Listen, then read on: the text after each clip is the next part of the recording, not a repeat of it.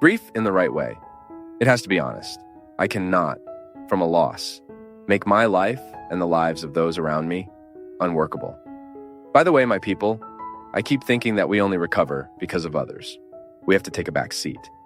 But when we look at those who remain, and for my mother, for her to recover from my sister's death, it was essential that she could look at Conrado, my sister's son, who remained and who my mother needed to finish raising. And my mother saw in that boy a reason to live. So we need to discover what the other left us, what my son left me. That can be a starting point for my recovery. My people, there are no magic formulas. What worked for my mother may not work for you, but what worked for her may work for you. I'm not saying it's a rule that all mothers will face loss in the same way.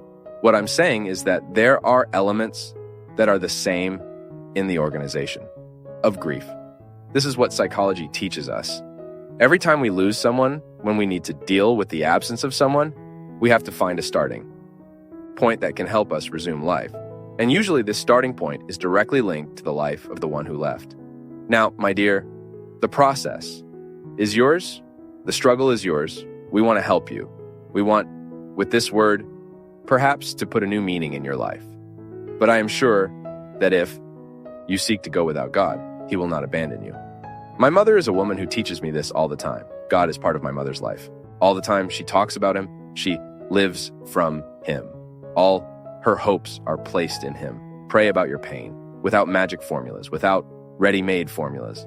Tell God everything that is in your heart. Talk about your grief, your despair, your difficulty in accepting this fact.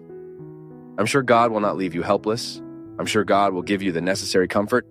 And gradually, through your own effort as well, coupled with divine grace, you will have the grace to find the path to joy again. You may never be the woman you were before your son's passing, but who knows? You might be better because of the suffering you've experienced. I always hear this. Father, I will never be the same person again, but let this new person who is emerging be better than the one who was there before. I believe that no one should die in vain. Such suffering cannot be in vain. If it visited my life, I want it to leave me with a great lesson. If it hurt me, if it makes me cry, I want it to generate within me a lesson, a maturity. That's what we need to ask God for every day. That our suffering is not in vain. That when it passes through us, it provokes in me, in you, a new person, but a better person, so that we may have the grace to say, after that pain, I was never the same, but for the better. So there are people, for example, I know a mother who had a son brutally murdered, who lost his life brutally. And after her son's death, she had to create a group. She had a collective therapy group of mothers who lost their children in the same way. Of course, well managed, these groups do a lot of good because we know that every time we have the opportunity to share our pain with someone who experiences similar pain, we feel more understood. Because one of the major factors that generate loneliness is realizing that others do not know how to feel as we feel and are not interested in making an effort to feel.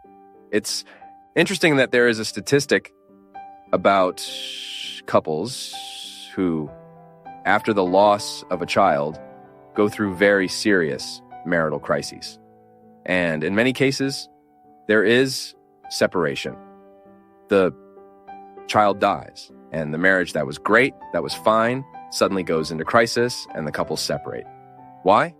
Because there is a very big difference in the way men and women deal with pain. The man feels the same. He deeply feels the pain of losing a child, but it is very different from the way the woman feels. The man has an easier time resuming life, starting over. So the woman often sees this as an affront to the pain she feels. That is why many couples, after losing their children, need psychological and therapeutic support so that the marriage does not go into crisis, because we know there's a very high tendency for separation due to a different way of understanding the same pain. No doubt, it's very good when we know that the other is feeling with us. This causes closeness, but it also generates division when you insist or realize that the other is not feeling with the same.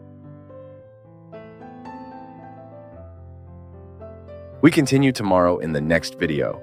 Complete conference links in the description.